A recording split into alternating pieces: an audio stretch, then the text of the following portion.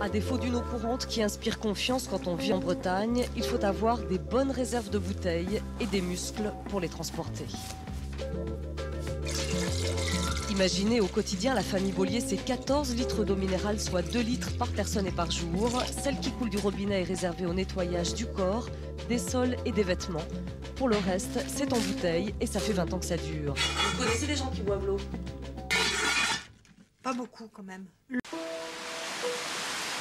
La ressource, c'est cette rivière voisine, le Guindy, qui serpente dans la campagne au milieu des champs et des élevages avant d'aller se jeter un peu plus loin dans la mer.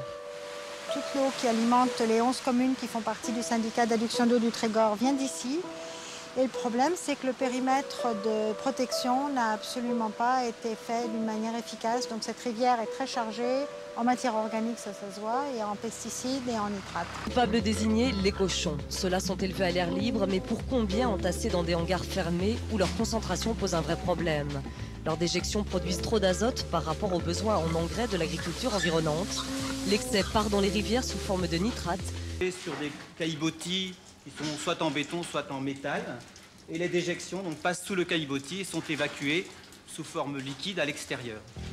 C'est l'élevage le plus courant, le plus critiqué aussi car les déjections restent brutes, l'odeur est souvent pestilentielle, les animaux sont enfermés. Pour produire beaucoup et pas cher, les élevages sur caillebotis se sont multipliés pendant des décennies. Pour compenser la pollution, on multiplie les traitements, épuration, dénitratation, charbon actif contre les pesticides et quand ce n'est pas assez, forage pour mélanger l'eau de source avec une eau souterraine propre et diluer ainsi les nitrates pour obtenir un taux acceptable, même s'il est supérieur aux 25 mg par litre recommandé par Bruxelles.